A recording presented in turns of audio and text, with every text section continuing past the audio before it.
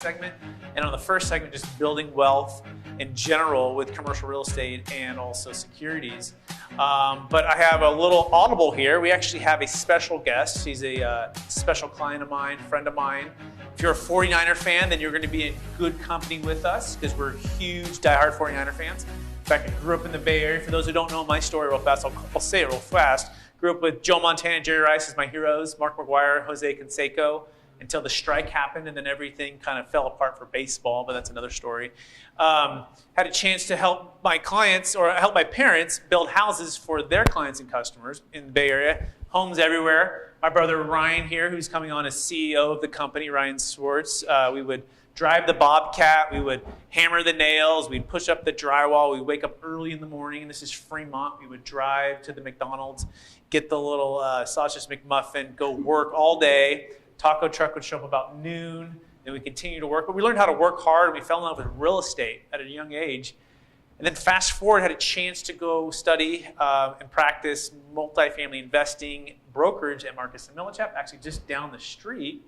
And that's where things really got exciting in a lot of ways, because I was all of a sudden having to play an adult. When I say play an adult, be an adult. I was married, new baby on the way, and things were going pretty exciting, and then the market crashed, and I went from making a little bit of money to like zero. And if anyone's ever been there where you feel like you're not going to know how you're going to put food on the table, well, that's where I was, and my wife was, and it was a time of financial toughness is the best way to say it. So I did what every good entrepreneur or real estate person does. I got a side hustle. And what did I do? We got a side hustle at a place called Cheesecake Factory. So I had 2 degrees and a minor, had played basketball in college, been successful my entire life, and all of a sudden financially it was really tough. But I loved real estate, and I loved helping people build wealth. In fact, Steve may even know this part of the story, and Steve is going to be talking about his story about the Deferred Sales Trust here in a minute. But this was like by day I'd make cold calls, and by night I'd do Cheesecake Factory, and then also we lived with my brother in a small condo, just to keep the lights on. And so this was part of the maturing experience. My wife was a saint, and she believed in our future, and she was willing to sacrifice all of that, which is amazing. But this is also the time that we learned about the Deferred Sales Trust. So the Deferred Sales Trust, we didn't know about it at all. In fact, we thought it was too good to be true. We thought we would have already known about it. We thought we were the Navy SEALs of investment real estate, like 1031 exchanges. We were the best of the best. But all of a sudden, our clients, friends, and family were losing half or everything because they had overpaid for properties. And now they're in this financial struggle. Although they're the millionaire stuff, I'm still going through this struggle with our small amount of money. But it became very apparent that the 1031 exchange wasn't always the friend. In fact, it was their enemy when they had too much debt, not enough liquidity, not enough diversification, and they're losing half or everything. In fact, one client, he owned about $50 million of multifamily real estate. And in fact, we told him in about 2006 to sell because we thought something was going to happen. We had no clue it was going to be like 2008. But he had 80% leverage. He had a big house out in Loomis, and he was doing great. He became like a friend. In fact, his first name is Steve, too, which is kind of funny thinking about it. He went on to lose everything, went bankrupt, lost all of his apartments, and the main reason was we couldn't find the up leg, and he had too much debt, not enough liquidity, and he didn't sell at the right time.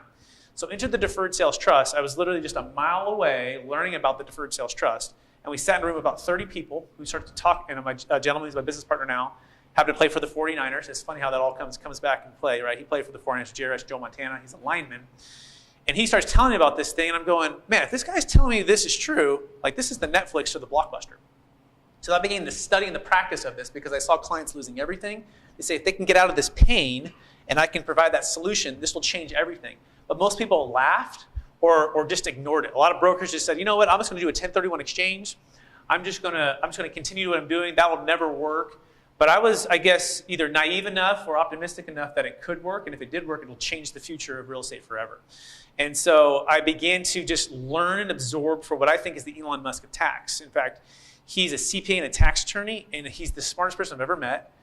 And I just started to just absorb it. I would just sit like a fly on the wall, listening to all of the conversations of every CPA, attorney that would come in, financial advisor, people that were super skeptical. And I would just hear him overcome those objections, and I'd see them all join us, right? And then I'd see the audits that come through, and he'd pass the audits, and I just kept seeing all the success. So I started to roll it out to clients, and all of a sudden I started to get meetings with people, opportunities with people that I never would have got meetings with before. And I didn't know I'd be in this space full time, but the journey has brought me here because of what we're about to face right now. And I believe the Deferred Sales Trust is the cornerstone for high net worth individuals to escape the 1031 exchange and to have an alternative that fits what they're looking for. What are they looking for? Not only financial freedom, but time freedom, location freedom, entrepreneurial freedom. You can use the Deferred Sales Trust to go back into businesses. You can use it to go back into real estate. You can also never be in real estate ever again. And when you have all of these freedoms, they add up to a transformational exit plan. And so at Capital Gains Tax Solutions, as part of why we're putting on this event, we want to bring in the best of the best across all industries, but also help them understand the Deferred Sales Trust so they can also help their clients. So that being said, I'm going to bring up, and let me finish the story real fast too. I was able to retire from the Cheesecake Factory. My wife and I, we have 5 kids now. She's been a full-time mom. One of our values is for her to be able to raise the kids full-time and never have to work if she didn't want to. She studied child development, and that was her passion. So she said, well, I can go back and help kids, or I can help my own kids. And I go, what do you want to do? We'll do whatever it takes. And I gave Cheesecake Factory 2 years between 2000, basically like 10 to like 12. And then I was able to retire. And now I just love what I'm able to do to help people and help agents and help people understand what's possible for their clients. So with that being said, I want to bring up a dear client of mine, and he's just going to share. This is like totally impromptu. I didn't even know until about 30 seconds ago that he was going to share. So Steve Prince, why don't you come on up? You got dressed up for the occasion. So Steve, tell us a little bit about your story and your focus. And Sure. And maybe stand right here so the camera can see you okay. Okay. And then we'll dive in a little bit to the Deferred Sales Trust and your experience there. Sure. So I am 4th generation from Napa, and my dad was a big real estate guy. He actually was a gas serviceman for PG&E for 17 years, and pretty gregarious guy, but his shtick was he'd go fix the gas meters for landlords.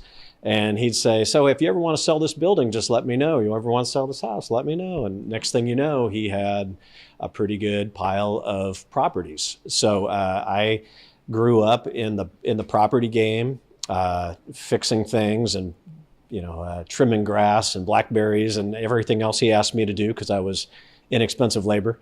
But really kind of saw the fruits of it. And then kind of fast forward, got my first rental property. Again, my dad helping out, getting some really interesting financing from my grandfather. I owned my first rental with my sister when I was 18 years old. And then we 1031 into another property and kind of got the bug. But then, fast forward 2009. I bought a 7-unit apartment building downtown East Sacramento, Midtown actually. And, I had a great property, and this guy, Brett, keeps calling me wanting to know if I ever want to sell. Let him know. That was quite a while ago. And so the time came when I think maybe we owned the building maybe 10 years or so.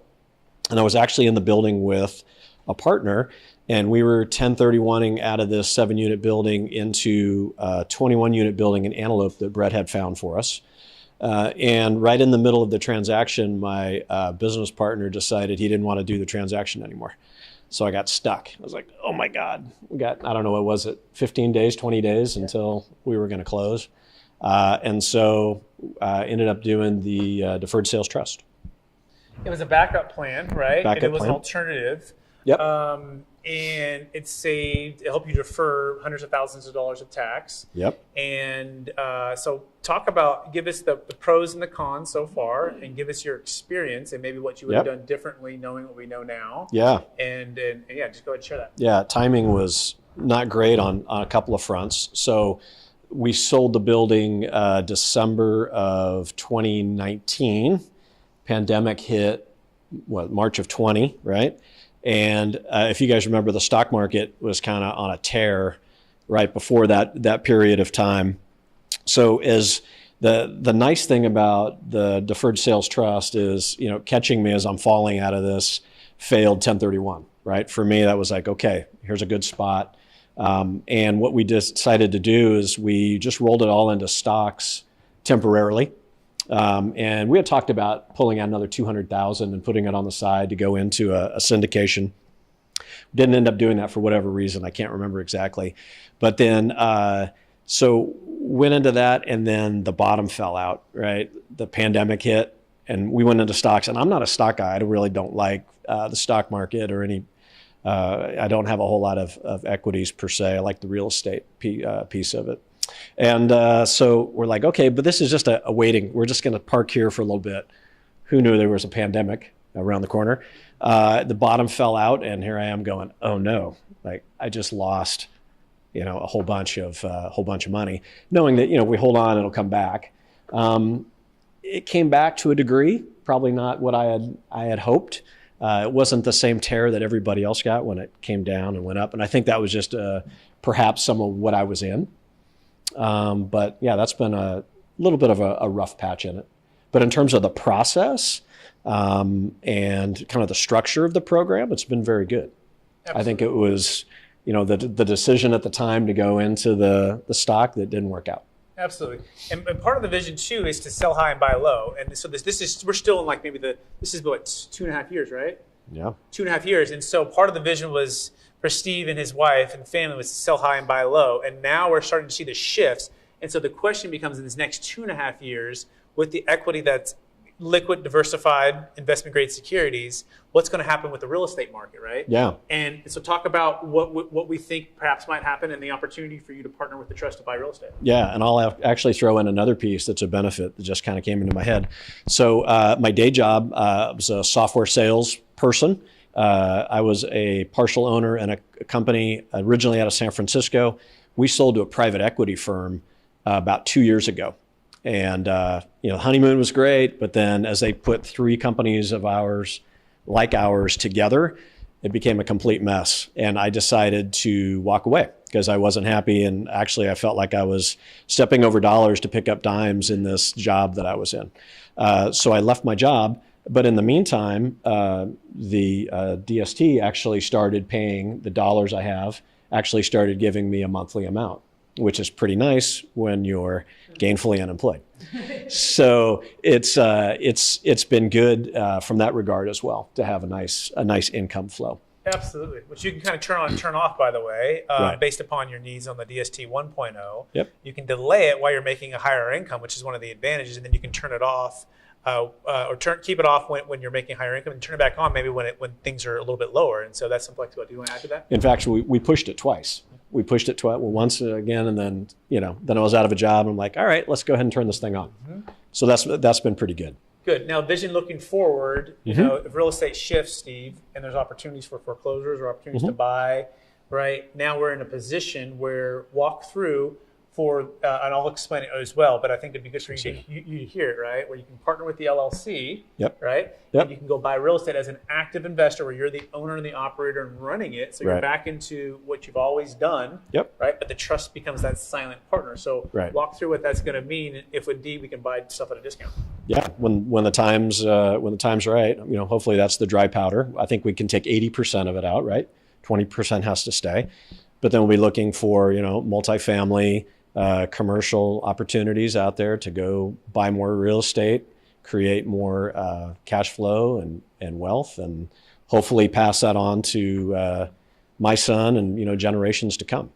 Absolutely. Steve, I want to thank you for being a client. Sure. Thank you for sharing your story. You bet. And let's give Steve a hand, everybody. You're locked in. Okay, excellent. So that's just a little part of my story and Steve, and so thank you for that little extra there.